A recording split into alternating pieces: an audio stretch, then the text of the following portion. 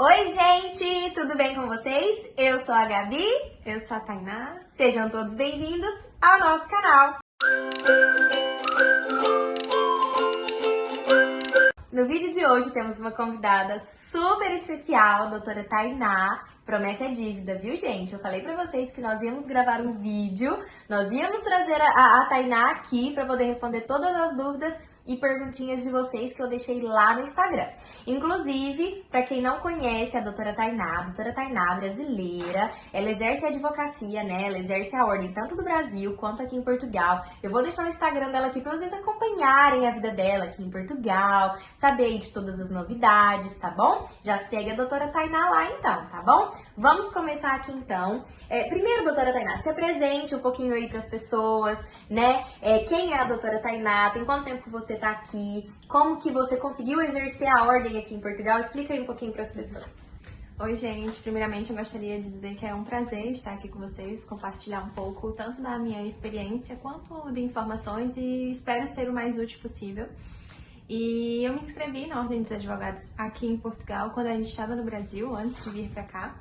E quando a inscrição foi efetivamente concluída, aí sim, nós solicitamos o visto. Eu vim com meu marido, então nós solicitamos o visto e viemos para cá. A gente tá aqui há um ano e desde então a gente exerce a advocacia aqui. Ele também é advogado, nós exercemos a advocacia tanto aqui em Portugal quanto no Brasil.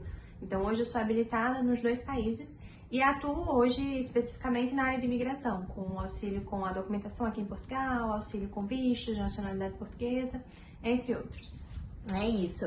E, doutora Tainá, antes da gente começar a responder as dúvidas, né, das pessoas, explica um pouquinho pra gente quais são os documentos, assim, primordiais, né, que as pessoas que têm a intenção de vir para Portugal, que dá para poder tirar, tanto lá do Brasil, ou já chegando aqui em Portugal, já solicitar os documentos, e quais são esses documentos, prazo, se existe algum custo, alguma coisa. Explica um pouquinho para as pessoas os documentos mais importantes. O documento principal, né, para quem quer vir morar aqui, é o visto, mas aí esse você só solicita do Brasil.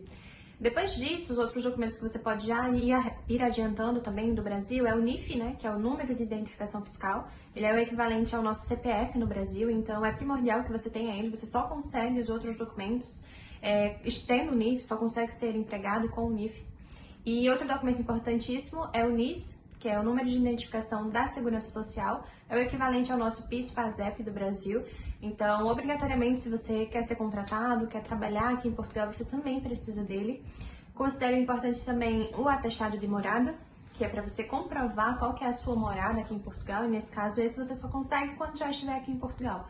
Sim. E depois disso também, conta bancária, também é importante você ter uma conta bancária aqui em Portugal, embora a Wise, né, que muitos de nós utilizamos, seja suficiente em alguns casos, em outros é obrigatório uma conta portuguesa em específico, então é importante também fazer a abertura de uma conta bancária. E acredito que esses são os principais, assim, para você iniciar efetivamente a vida aqui em Portugal.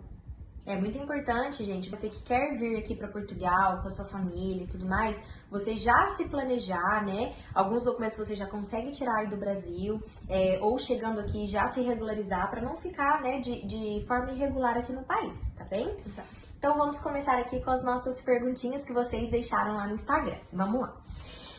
A primeira pergunta que apareceu: como saber qual é o melhor visto para mim? Essa pergunta é bem ampla, mas eu vou tentar explicar para vocês mais ou menos como que funciona essa questão da solicitação do visto. Para a gente saber qual que é o melhor visto para a gente, primeiro a gente tem que identificar quanto tempo que eu quero ficar em Portugal.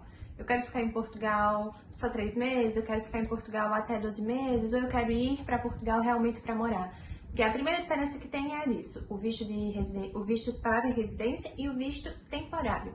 Então, se você quer vir ficar em Portugal só uma temporada, mas é um período acima do período de turismo, por exemplo, acima dos 3 meses, seria um visto temporário, que você pode ficar aqui em Portugal até 12 meses. Então, você vem só para turistar, mas também você quer passar um tempo além do período de turismo, você vem com esse visto. Agora, se você já quer vir para Portugal para efetivamente morar, então é o visto de residência. Então, são já duas coisas diferentes, visto temporário e visto de residência, que é o que vai lhe conceder o direito de morar aqui em Portugal, você ficar acima dos 12 meses, que é aí que vai dar o direito a você ter o cartãozinho, o título de residência. O visto temporário, você não tem direito ao título de residência, você não pode trabalhar. Então, você só fica realmente até os 12 meses e depois disso você tem que ir embora. Você tem que sair de Portugal. Então, a primeira diferença é você identificar. Eu tenho que solicitar o temporário ou eu tenho que solicitar o de residência. Depois disso, é o tipo de visto. É para estudo que você quer vir? É para trabalhar? É para procurar emprego? Ou você já tem um contrato de trabalho ou uma proposta com alguma empresa aqui? Ou você é aposentado? Você vem para viver dos seus rendimentos da aposentadoria? Então, assim, primeiro é saber se é temporário ou de residência. E, em segundo lugar, qual que é o tipo do visto, para saber qual que é o melhor visto, porque cada caso é um caso, né? Então, é subjetivo, né? Exato. Às vezes a pessoa tem a intenção de migrar para Portugal.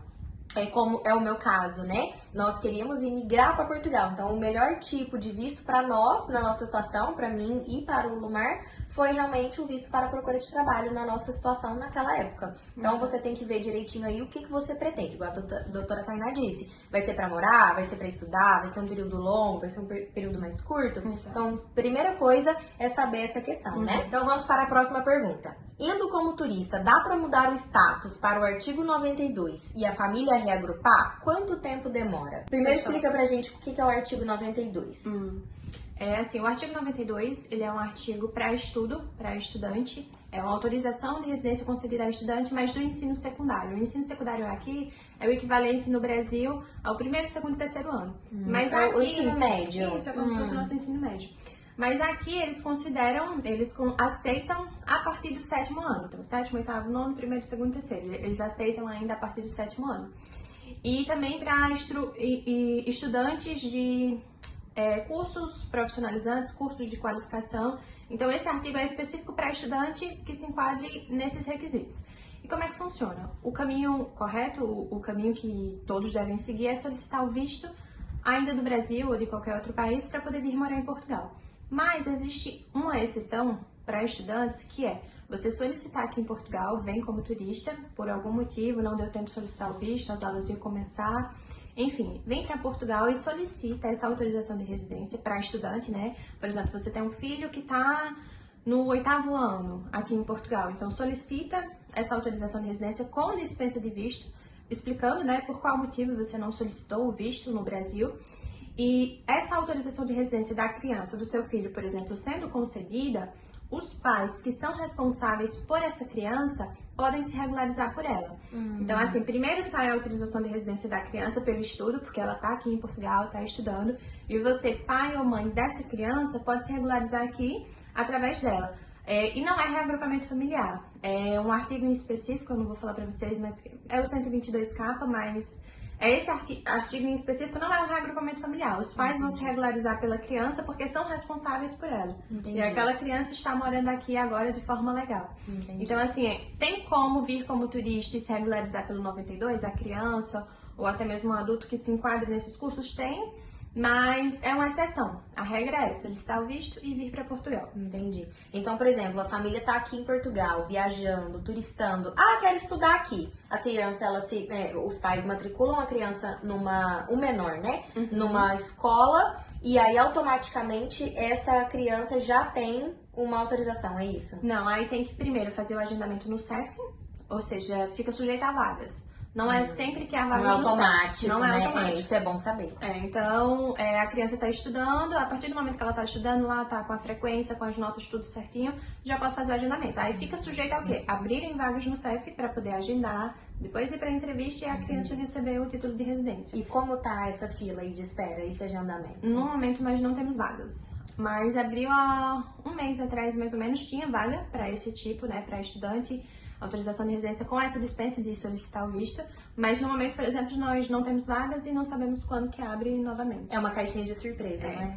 Então, gente, tem que ficar atento, viu? Tem que ficar bem atento, porque as vagas, elas aparecem e elas somem do nada. Por isso que é mais vantajoso já vir com visto, porque vindo com visto, mesmo que não venha com o agendamento na vinheta, sempre tem vagas para quem vem com visto. Tem uma prioridade, Tem é isso? prioridade, sempre tem vagas. Por exemplo, hoje, você veio com visto, não tem agendamento, você consegue agendar. Mas, por exemplo, se você não tem um visto, a criança não tem um visto e quer se regularizar pelo estudo, não tem vagas no momento, entendeu? É muito importante, gente, vir prevenido já, viu? Então, prestem atenção nisso.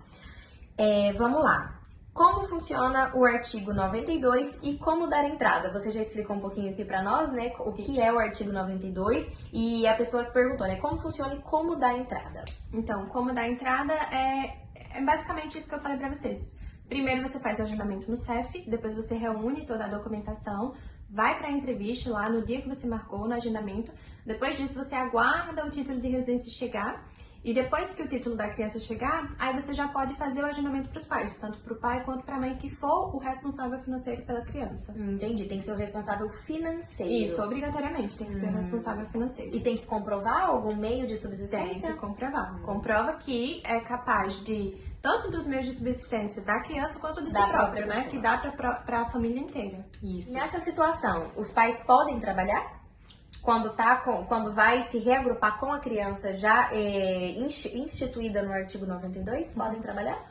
Enquanto os pais não tiverem a autorização de residência, né, depois que o do filho sair, fizer o agendamento para os pais e tudo, podem trabalhar, mas se tiver, por exemplo, manifestação de interesse, mas como turista ou estando irregular, não é permitido o trabalho. Ah, legal. Ó, o NIF e o NIS, pode solicitar fora de Portugal? Pode ser solicitado fora de Portugal. Se você contratar, por exemplo, um advogado, via procuração ele consegue solicitar e você já chega aqui com os documentos. Então você já adianta uma vida solicitando antes de chegar aqui. Bem melhor. Como a doutora Tainá explicou no início do vídeo, né, gente? O NIF é como se fosse o nosso CPF aí do Brasil e o NIS a nossa segurança social, né? O INSS, é isso? Pode-se dizer assim? É isso. Então pode sim solicitar fora de Portugal, tá bom? Para quem vai com visto, qual documento indica levar apostilado? Primeiro, o que significa um documento ser apostilado? E qual documento você acha que a pessoa deve trazer para cá? Então, o apostilamento de AIA, ele legaliza o documento para que ele seja válido aqui. Então, por exemplo, uma certidão de nascimento do Brasil. Você nasceu no Brasil, tem a certidão de nascimento. É só eu trazer a certidão de nascimento para Portugal? Não, porque se você trouxer ela limpa, sem nada, ela não é válida aqui. Então, você tem que fazer o apostilamento no documento, que é justamente o cartório vai lá dizer que aquele documento é efetivamente verdadeiro, de que ele é válido, para que sim você possa apresentar ele aqui em Portugal. Então, tem que fazer apostilamento em certidões, eu oriento certidões de nascimento ou certidões de casamento. O PB4 também é necessário estar apostilado. Então, qualquer documento que você vá utilizar aqui, para ele ser válido, ele tem que ter o apostilamento. Diploma também, se você eventualmente pensar em fazer o reconhecimento dele aqui. Então, tudo que você for pensar que você vai, vou apresentar esse documento em Portugal, então você faz o apostilamento. Tem que ficar atento só na seguinte questão. O apostilamento, ele não tem validade, mas a depender do documento, o documento tem validade. Então, por exemplo, certidões, aqui, geralmente eles consideram, para o CEF, por exemplo, eles consideram um prazo de 6 meses. Então, tem que ficar atento a isso. Emite uma certidão atualizada, apostila, mas lembra que ela tem uma certa validade aqui em Portugal. Então, a validade do apostilamento, ela vai de acordo com a validade do documento. Isso, né? exatamente. Então, o apostilamento em AIA é como se fosse o reconhecimento de firma no Brasil válido em todo o território mundial, pode-se dizer assim? Não, só nos países que fazem parte dessa convenção de AIA. Então, por exemplo, Portugal faz parte. Então, pode apostilar para trazer para cá. Aí, tá vendo, gente? Doutora Tainá é cultura, entendeu? Próxima pergunta. Pode agendar reagrupamento familiar do Brasil com o visto aprovado? Então, o que acontece? O correto é você vir, né, com seu esposo ou sua esposa para fazer o reagrupamento aqui em Portugal, então o agendamento ser feito aqui em Portugal, em território nacional. Agora, a depender da validade ou do próprio atendente na ligação, ainda é possível ser feito. Mas o correto mesmo é fazer estando os dois aqui em território nacional. Porque é possível agendar tanto com o número do visto, quanto o número da autorização de residência mesmo, por exemplo. Como que funciona o reagrupamento? O meu cônjuge, por exemplo, o meu esposo ou a sua esposa tem uma autorização de residência ou vem com um visto para residir aqui em Portugal. E a outra pessoa solicita o reagrupamento, ou seja, através dele. Entendi. Então, alguns atendentes fazem o agendamento só com o número do visto e outros exigem o título de residência mesmo para fazer o agendamento.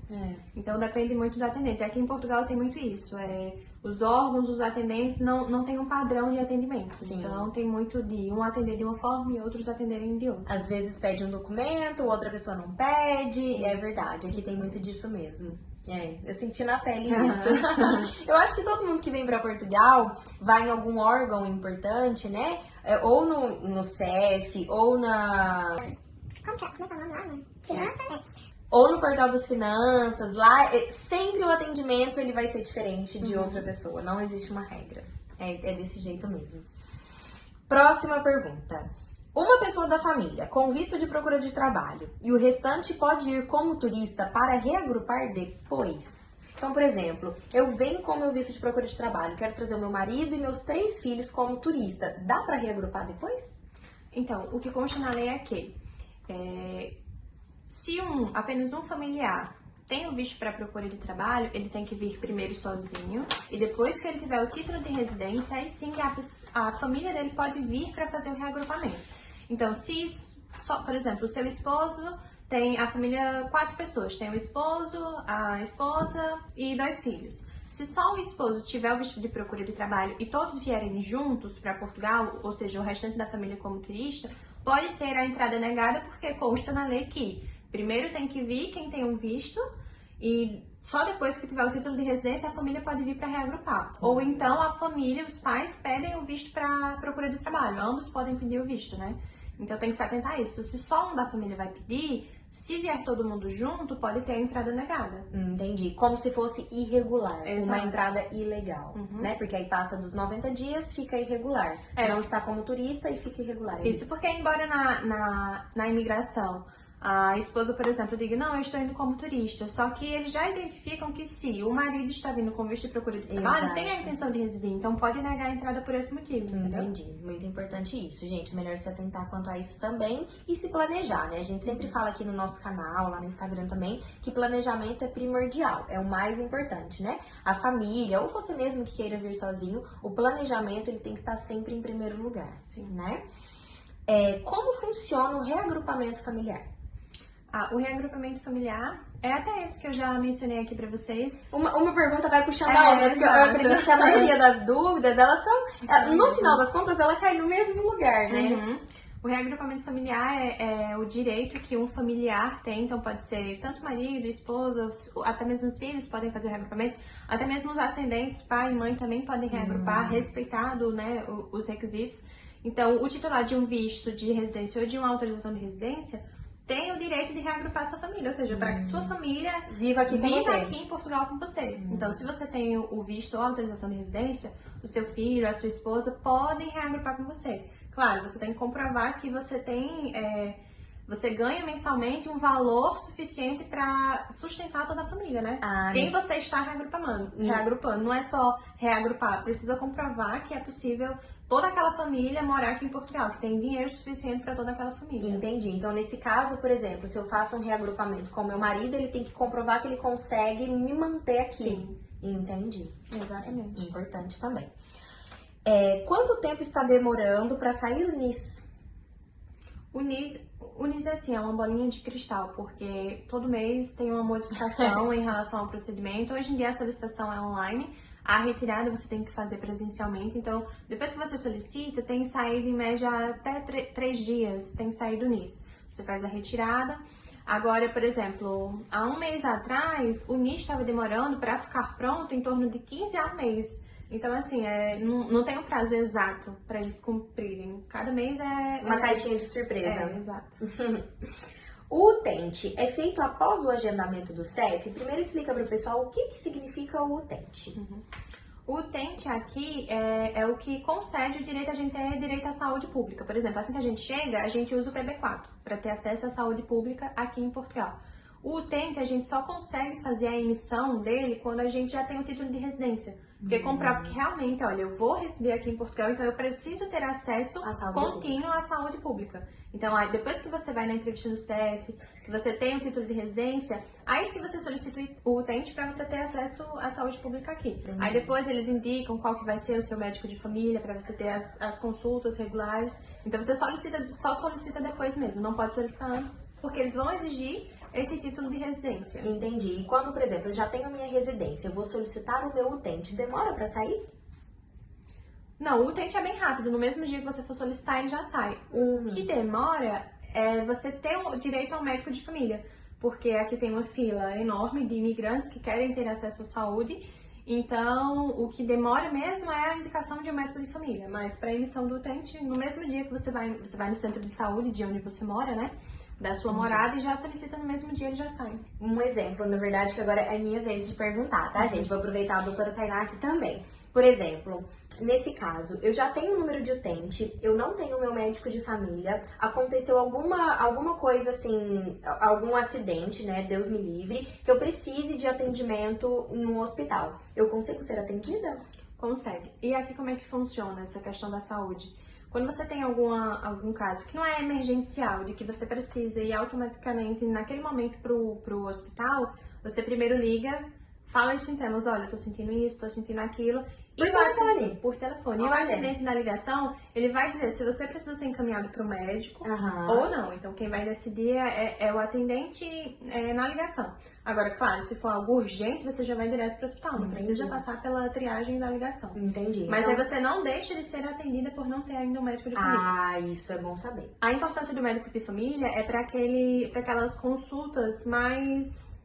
específicas. Tipo um Ou- ginecologista, um Isso, oftalmologista. de rotina. Aquelas consultas que são mais de rotina. Entendi. Então, por exemplo, se eu tenho um médico de família, eu consigo marcar um ginecologista, um oftalmologista, um dermatologista. Sim, exato. Interessante. Esse utente que eu falei pra vocês agora, ele é o utente permanente, que é o que você precisa esperar a autorização de residência chegar para depois fazer a solicitação. Existe também o utente provisório, que geralmente, por exemplo, quem tem manifestação de interesse solicita o provisório e depois que a autorização de residência chega, aí pede a conversão para o utente permanente. Uma dúvida, na verdade. No caso do número de utente, para quem tá com a manifestação de interesse, né? Para quem ainda não tem a residência em mãos. O PB4, ele é obrigatório? Ele não substitui... O PB4, ele não substitui o número de utente, né? Não substitui. E não é obrigatório o PB4, mas assim, a depender do atendente, ele pode solicitar ou não. E só para ficar claro para vocês, o utente aqui, o número do utente, é como se fosse o nosso número do SUS no Brasil, pra gente ter acesso à saúde pública aqui da mesma forma que a gente tem no Brasil. É isso, gente. E eu já ouvi dizer, graças a Deus, eu nunca precisei, que a saúde pública aqui, ela é muito eficaz, né? Sim, eu também nunca precisei. Mas tudo que a gente ouve, assim, das pessoas próximas, de amigos, diz que é muito, muito válido e é muito importante correr atrás desse número aí de utente, tá bem? Próxima pergunta. Passo a passo para a cidadania portuguesa.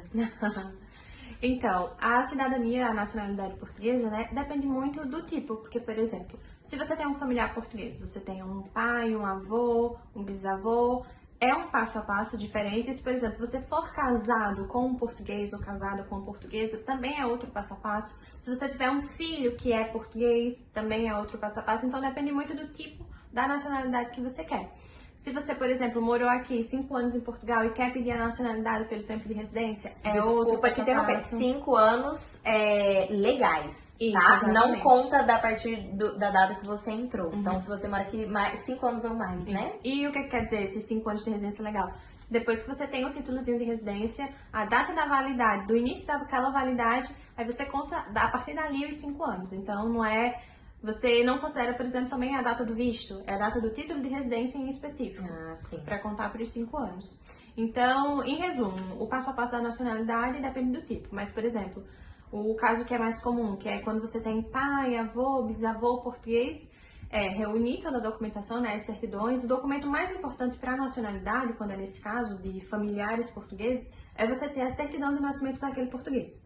Que aí a gente vai tentando comprovar que, olha, o meu bisavô é meu português, o meu bisavô é realmente pai dos meus avós, os meus avós são realmente pais dos meus pais, os meus pais são realmente meus pais. Então a gente comprova essa árvore genealógica, isso, né, para poder chegar ali para poder fazer o pedido. Então assim, é uma análise bem minuciosa e cada caso é um caso, né? Então tem que saber especificamente qual seria o caso de vocês, de cada um, para conseguir dizer qual que é o passo a passo. Mas reúne a documentação da entrada, né, no pedido, o protocolo pode ser feito tanto no consulado no Brasil, o consulado português, né, de Portugal no Brasil, quanto aqui diretamente na conservatória, que é o caminho que eu indico. Porque se você envia para o consulado, acaba por demorar ainda mais, porque o consulado passa um tempo, uns meses lá com a documentação para só depois enviar aqui para o órgão. Então, o ideal é entrar diretamente aqui em Portugal e depois aguardar o deferimento. Cada tipo tem também um prazo diferente E depois aguarda ser deferido ou não o pedido de nacionalidade para poder se tornar um português. É muito subjetivo, né? Como você disse, cada caso é um caso. Infelizmente não é uma regra, né? O passo a passo para se tornar um cidadão português. Exato. Então, como a doutora Tainá disse, cada caso é um caso. E se você quiser saber qual o seu passo a passo, né, mais específico, pode deixar aqui nos comentários, tá? Depois eu venho e respondo vocês tudo certinho, tá bem? Doutora Tainá, eu tenho uma dúvida. Por exemplo, eu tô aqui em Portugal, eu não tô com visto, não tenho residência, eu tenho a minha manifestação de interesse e tenho o meu bebê aqui. Meu filho nasce aqui. O meu filho é português? Então, para saber se o filho que nasceu aqui será português ou não, a gente tem que analisar qual que é a situação dos pais. Se os pais, por exemplo, ou um deles, não precisa ser obrigatoriamente os dois, tem título de residência, ou seja, está morando aqui de forma legal, então automaticamente a criança, o bebê que nasceu, vai ter direito à nacionalidade portuguesa, a se tornar um português. Agora, se os pais estão aqui, por exemplo, com manifestação de interesse, que não é uma situação regular, está em regularização, tem que avaliar se os pais ou um deles estão aqui há mais de um ano. Se tiver há mais de um ano, então o filho vai ter direito a ser português, vai ter direito à nacionalidade portuguesa. Entendi. Então tem que avaliar isso. Tem título de residência ou não? Se não tem título de residência, tá aqui há quanto tempo? Tá há mais de um ano? Porque se tiver, a criança vai ter direito. Eu peço que eles colocam esse prazo aí de um ano, porque, por exemplo, eu posso vir grávida, tirar minha manifestação de interesse e daqui 3 meses, 4 meses meu filho nasce. Exatamente. Aí nessa situação ele não teria a cidadania portuguesa. Não, porque se fosse assim, todo mundo engravidava fora e vinha só pra ter um português aqui. Pra que o filho fosse português, né? Entendi. Então tem que obedecer essa regrinha aí dos 12 meses. Sim. É igual plano de saúde, né? Quando você faz um plano de saúde, tem que obedecer a regrinha ali, tá certo? É isso. A pessoa mandou assim, qual a taxa de visto? Eu não sei se é o visto para procura de trabalho, né, que tá em alta agora, ou se é um outro visto, ou se é tudo o mesmo valor. Você sabe dizer para nós quanto custa tirar um visto?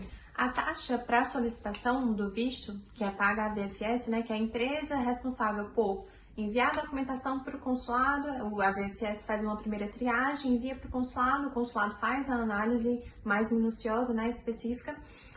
A taxa ela varia de acordo com a cotação do euro, então cada mês pode ter um valor diferente. Você tem que ficar olhando antes de você fazer a solicitação, antes de pagar, qual que é a taxa naquele momento. Mas não varia em torno de 650, 750 reais. E também tem os serviços adicionais, que é o envio do seu passaporte de volta, então você tem que pagar pelos correios, mas não foge muito disso. Só que tem que confirmar qual que é a taxa no momento em que você está solicitando, porque ela pode ser diferente. E lembrando também, gente, que esse é o valor, assim, net, que a gente fala, né? É o valor do custo do visto. Claro que se você for contratar uma empresa e uma assessoria, uma pessoa habilitada, né, capacitada para poder solicitar esse visto para você, tem os serviços dessa pessoa, que aí varia de profissional para profissional, tá bem? Como são os prazos de agendamento? Então, o prazo de agendamento é complicado aqui em Portugal porque, dependendo do tipo, por exemplo, para reagrupamento familiar, não tem vagas no momento. A gente não sabe quando que abre, porque o CEF não tem um calendário de vagas o ano inteiro. Ele abre, quando ele abre, simplesmente abre e quem está precisando do agendamento vai ligar para fazer o agendamento. O que geralmente sempre tem, o que tem agora nos últimos meses é para quem vem com visto. Se você vem com visto, você consegue fazer o seu agendamento assim que chegar. Caso o seu visto não venha com agendamento, que é o que está acontecendo agora, os últimos vistos estão sendo aprovados sem o agendamento. Então, assim, não tem como dizer quando que vai ter vagas, Tainá. Esse mês vai ter vaga para qual artigo, para qual tipo, não tem como dizer. Nesse caso, quando a pessoa tira o visto e não vem com o agendamento, ela entra nessa fila da CPLP como se fosse de manifestação de interesse para poder tentar um agendamento? Não. É só ligar pro CEF e dizer, olha, eu tenho um visto, fala a numeração do visto e já faz o agendamento no CEF. Pronto. Entendi. Vai pra entrevista e depois recebe o seu título de residência. E você tem noção, nesse caso, para quem tem o visto e faz essa ligação para ver como que tá o agendamento, você tem noção de prazo aí de algum cliente, alguma pessoa que você ouviu dizer? Ontem tinha vaga, hoje é 3 de agosto. 3 de agosto, ontem tinha vaga para setembro, para quem é titular de visto. Um mês. Então, assim, o que tá acontecendo agora a gente tá em agosto, sempre vai ter vaga para setembro. Por exemplo, em julho tinha vaga para agosto. Então, para quem é titular do visto, até mesmo para a pessoa se organizar. Porque, por exemplo, quem vem com visto para procura de trabalho, assim que chega, não já tem um trabalho. Então, tem que ter também o prazo para encontrar um emprego, para sim, para entrevista. Que é o meu caso. Então, não pode, já chegar, vou marcar minha entrevista no CEF para semana que vem. É isso. Se você não já tiver contratado, você vai É apresentar isso. o quê? Você vai chegar lá e vai falar o quê, né? É. Gente, esse foi o meu medo, né? Experiência própria. A doutora Tainá já sabe aqui da minha situação, né? Vocês também. A gente postou aí em algum dos vídeos, né? Sobre o nosso trabalho. Nós chegamos aqui dia 19 de abril e eu fui arrumar um trabalho dia 26 de junho. E a minha entrevista foi hoje, dia 3 de agosto. Inclusive, né? Nós estamos aqui na casa da doutora Tainá, né? Do doutor Davi também. Nós estamos aqui em Matosinhos, a nossa entrevista foi bem aqui perto e a gente já aproveitou para poder encontrar com eles, poder gravar o vídeo e tudo mais. Mas é isso, demorou assim muito tempo. Eu fui encontrar trabalho depois de 2 meses. E o meu maior medo era chegar no CEF e não ter o documento para poder apresentar. Que eu acho que é o medo da maioria das pessoas. Exato. É isso. Próxima pergunta. Quanto tempo mais ou menos para conseguir a cidadania entrando como turista? Então, entrando como turista, depende do caminho que você vai tomar, né? Se você vai procurar se enquadrar em alguma autorização de residência com dispensa de visto, como a do estudo que eu falei, né? Ou se você vai optar pela manifestação de interesse, porque a manifestação de interesse, para você se regularizar exclusivamente por ela, tem um prazo longo, né? 1 ano e 7 meses, 2 anos para você conseguir a autorização de residência por ela. Ou se você vai optar por converter a manifestação de interesse numa autorização de residência CPLP, que ainda não está disponível para quem fez agora em 2023. Então, assim, o tempo mesmo começa a contar quando você tiver com o título de residência em mãos. Agora, o caminho que você vai tomar para obter o título de residência é individual, né? Vai de acordo com cada caso. Mas aí o tempo, mais ou menos, eu não tenho como dizer um tempo exato justamente por isso. Porque se for pela manifestação de interesse, você não quiser converter numa ARCPLP, vai demorar 2 anos só para você entrar na fila, para ir para a entrevista, para poder ter o título de residência. E esses 2 anos não contam por os 5 anos da residência legal para solicitar por tempo de residência aqui em Portugal. Só quando está mesmo com o documento em mãos. Isso. É isso. Com visto de procura de trabalho, podem cobrar meios de subsistência na imigração? Pode. Tanto para o visto de procura de trabalho quanto qualquer outro visto. A depender do agente lá imigratório, ele pode solicitar para comprovar se você ainda está com aquele valor da solicitação do visto na sua conta. Porque pode acontecer dele desconfiar, né, gerar algum tipo ali de desconforto na entrevista e ele acabar acreditando de que aquele valor que você comprovou em conta para a solicitação do visto, você pode não ter mais. Então, é possível. Não é uma regra, né? Não é uma regra, mas é possível sim ser solicitado. Sim, na imigração pode tudo, gente. Como se diz, eles que vão te autorizar ou não a entrar aqui em Portugal, tá bom?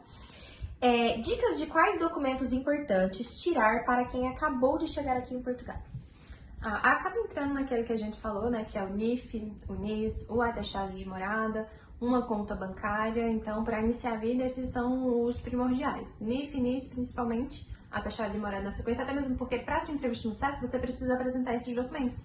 Então, já é algo a se providenciar para depois procurar um emprego, se o seu objetivo for trabalhar, para depois apresentar tudo certinho no CEF. É isso. E sem o NIF, sem o NIS, você não consegue um trabalho, você não consegue arrendar um imóvel, Isso. você não existe aqui em Portugal, né? Exato. Doutora Tainá, você quer falar mais alguma coisa importante que a gente esqueceu de mencionar aqui? Você acha que é válido para falar aqui para os seguidores? Pode ficar à vontade. Pronto, só para dizer para vocês que, por exemplo, o CEF que eu falei aqui, que é o Serviço de Estrangeiros e Fronteiras, o órgão responsável para a análise das autorizações de residências aqui em Portugal, ele vai ser extinto, né? Tem uma previsão legal que ele será extinto. Então, nós não sabemos, após a sua extinção, se tudo que eu falei aqui no vídeo vai permanecer da mesma forma. Então, o que nós estamos falando aqui nesse vídeo está válido hoje. 3 de agosto de 2023, né? Exato. Então, vamos supor que daqui 3, 4 meses, 1 ano, você esteja assistindo esse vídeo. Exatamente. Pode ser que não seja mais isso, tá bom? Nós estamos falando aqui das regras, das leis, do que é válido hoje. E também, no caso aqui, da minha experiência, da experiência também da doutora Tainá. E é isso, você quer falar mais alguma coisa? Não, foi ótimo, agradeço o convite, estou muito feliz de estar aqui com você. Muito obrigada, eu que tenho que agradecer, vocês me pediram muito, então aqui está a doutora Tainá respondendo todas as dúvidas de vocês. E se vocês quiserem, né, gente, uma parte 2, né, sim. pode mandar mensagem lá pra doutora Tainá, pra mim aqui no Instagram, lá no Instagram também, deixar aqui nos comentários que a gente pode voltar e fazer uma parte 2, o que você acha? Com certeza. É isso, espero muito que vocês tenham gostado, quero agradecer imensamente, né, todos vocês pelas perguntas, doutora Tainá pelo seu tempo também de estar aqui com a gente no nosso canal. Fico muito honrada, muito feliz e espero vocês no próximo vídeo. Um beijo e até o próximo vídeo. Tchau! quer água? Aí eu na casa dela perguntava água, amor. Uma cervejinha. Ah, mas Fica assim em casa, né? Aham, deixa em casa, fica tudo certo.